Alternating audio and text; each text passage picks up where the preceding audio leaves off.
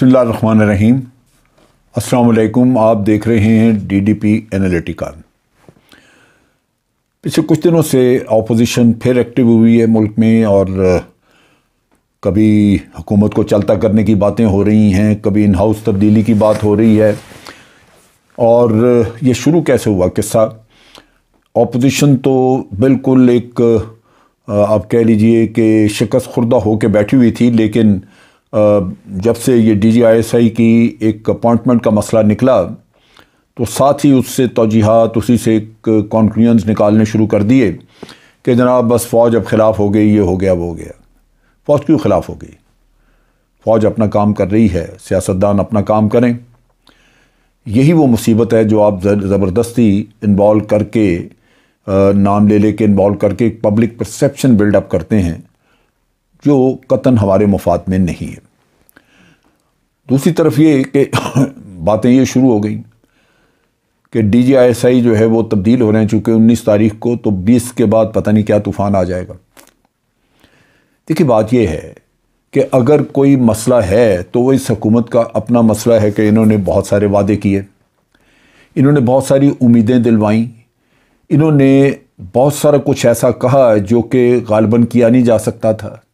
फिर कुछ कुदरत की तरफ से हालात ऐसे आए, कोरोना आ गया, उसकी तबाही मची पूरी दुनिया में, और सारी दुनिया आज उसका एक आफ्टरमैथ कह लीजिए या उसका एक खमियाजा भुगत रही है। तो इन हालात में पाकिस्तान में भी मसाइल हैं जो कि ये हुकूमत संभालने की कोशिश कर रही है, लेकिन हो नहीं रहे।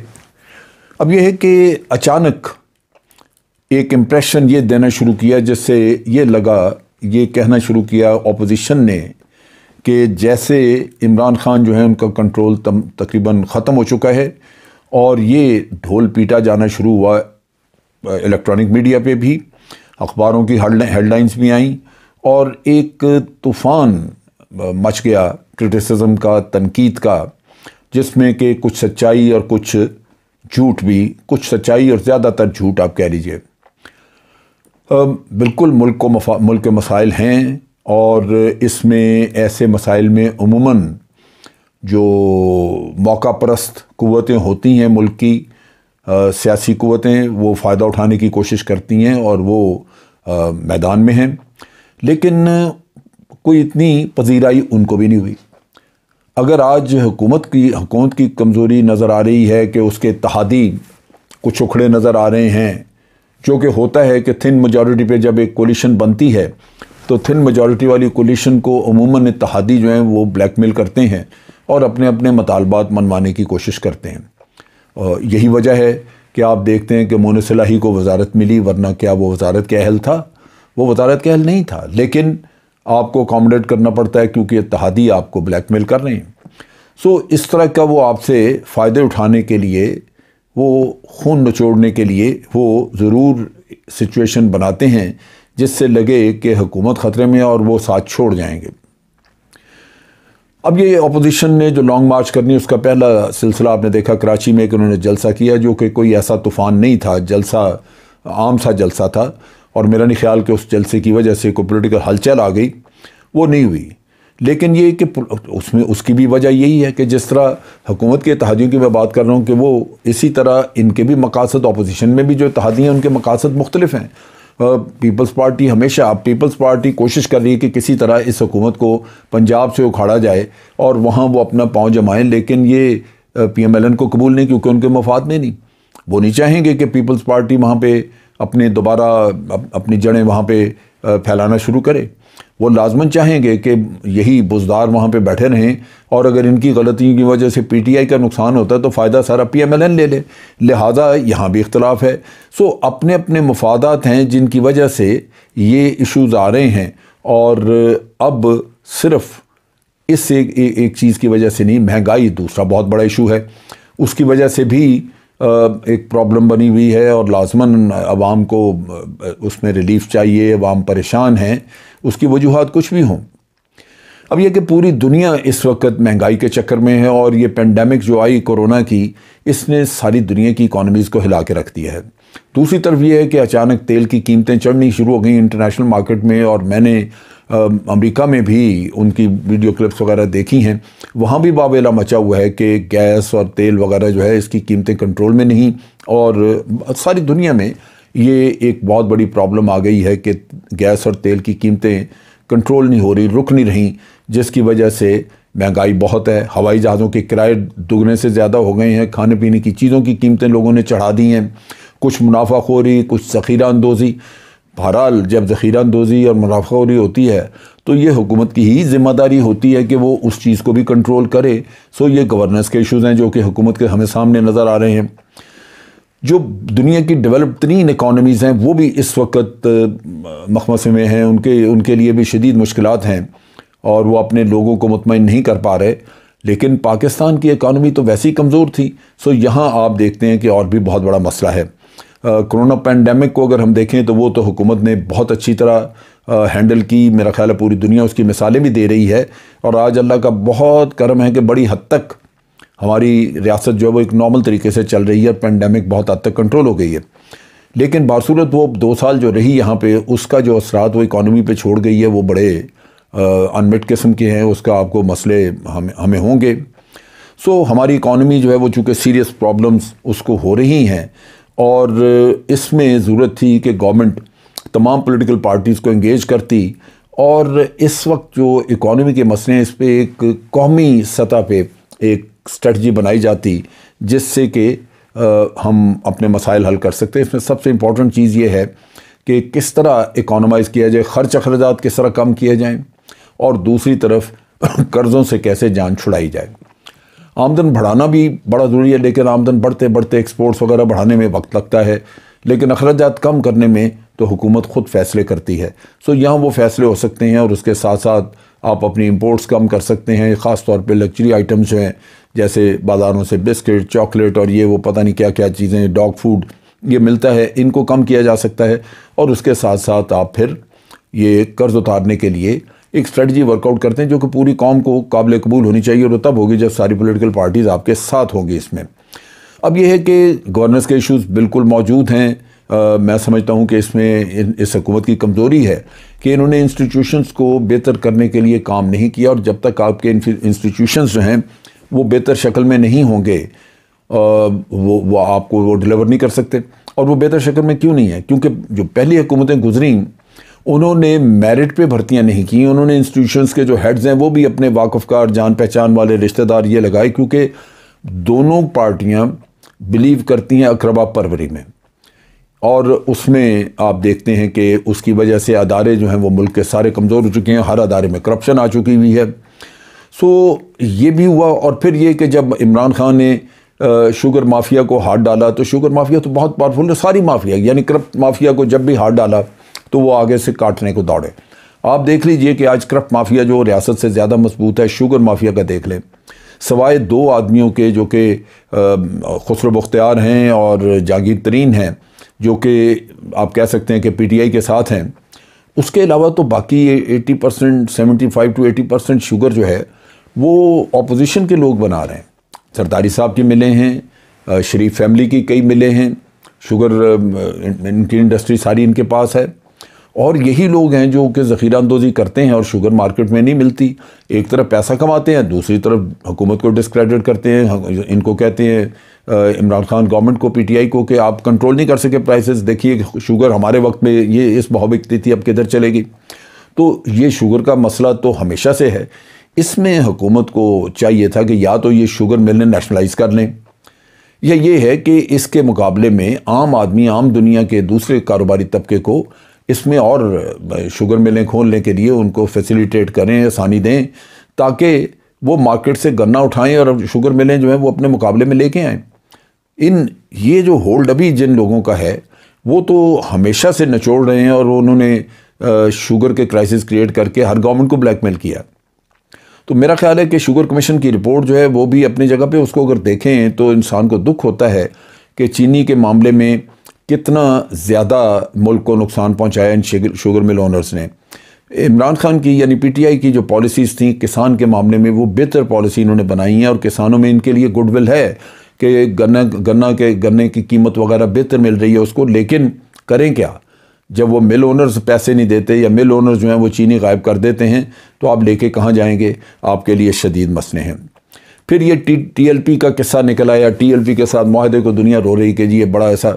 असल में चीज़ ये है कि जिस तरह TLP आके तहरीक लब्बैक आके बैठ गई थी, सामने थी, उसको यहाँ से वापस भेजना बहुत बड़ा मसला था। वो ऐसे तो जाते नहीं थे। अगर आप आज वहाँ पे ताकत का इस्तेमाल करते तो इतना खून खराबा होता। क्या अपने लोगों में खून खराबा करके आप अपने मुल्क में अनारकी पैदा नहीं करते? क्योंकि यही लोग जब आप इनका खून खराबा करते, ये मजहबी तौर पे चार्ज थे, तो जाने देने के लिए तैयार बैठे हुए थे। सो बहुत बड़ा एक कोराम मचता और शायद ये लोग दहशतगर्दी की तरफ माइल हो जाते कि रियासत से बदला लेना हमने। फिर इसमें जो मुझे साजिश नज़र आती थी वो ये थी कि पूरी कोशिश की गई कि किसी तरह पाकिस्तान आर्मी को पाकिस्तान के अवाम के सामने ला के खड़ा कर दिया जाए, पाकिस्तान आर्मी के हाथों लोग मरवाए जाएं, ताकि एक अदारा जो एक वक़ार और इज़्ज़त रखता है, जिसको अवाम मोहब्बत देते हैं, आप उसकी कदर अवाम की नज़रों में गिरा दें। तो ये बहुत बड़ी एक साजिश थी जो कि मैं समझता हूँ कि अक्लमंदी से इन्होंने उसको टाल लिया।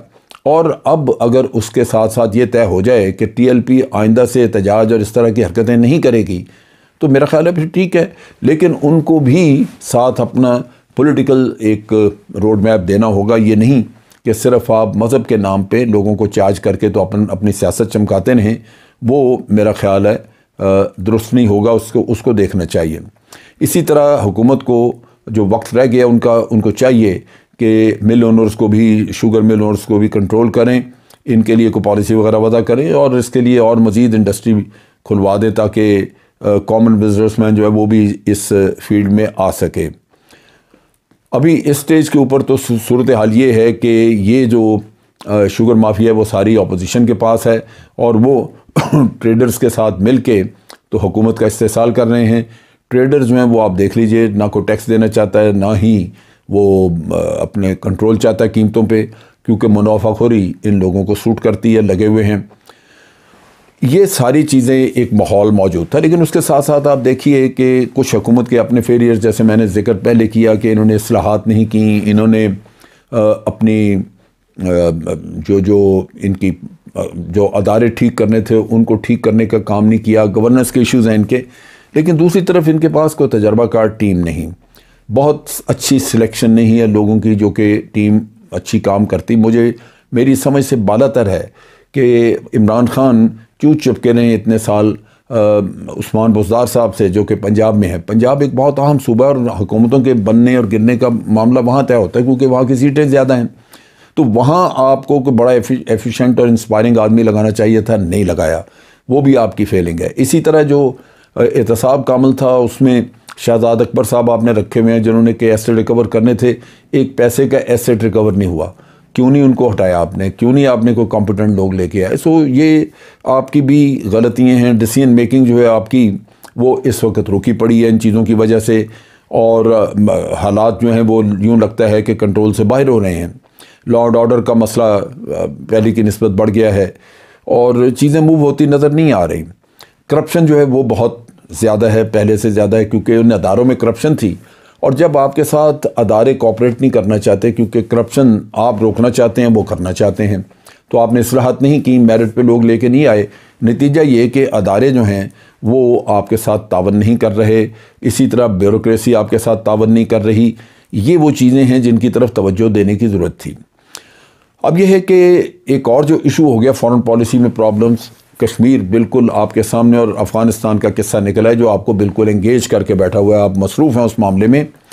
लेकिन उसके साथ साथ अमेरिका अड्डे चाहता है यहाँ पे जो आप नहीं दे रहे, तो अमेरिका भी आपसे नाराज़ है। सो उसकी वजह से आपको IMF और इधर उधर ख्वार होना पड़ेगा। ये चीज़ें आपको कौम को एक्सप्लेन करनी चाहिए ताकि आपको आवाम की हमायत हासिल हो सके।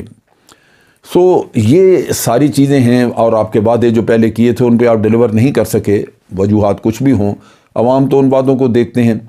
लेकिन सारी चीज़ें बात करने के बाद मैं फिर सोचता हूँ कि हम हुक्मरानों से मुतनफ़र होते हैं, हमारा हक़ है कि हम उनको तनकीद करें, अवाम का हक़ है कि वो उनसे बेहतर गवर्नेंस मांगें, उनसे महंगाई का मुकाबला करने के लिए कहें, अपने लिए रिलीफ मांगें। लेकिन सोचने की बात यह है कि जितने जी चाहे तनकीद करें इनको, आगे आपको क्या नज़र आता है? अगर तो आपके पास हल यही है कि आपने या जरदारी साहब की हुकूमत लेके आनी है या नवाज शरीफ साहब शरीफ फैमिली की, तो मेरा ख्याल है वो तो हल नहीं है। एक शरीफ साहब वो अपनी बेटी को वज़ीर आज़म बनाना चाहते हैं, आवाम का तो मसला नहीं है, और दूसरे साहब हैं वो अपने बेटे को वज़ीर आज़म बनाना चाहते हैं, सारा कंपटीशन तो इधर है। और इन हालात में जो जो कुछ इन्होंने किया हुआ है पहले, क्या हम अयान अली को भूल जाएं?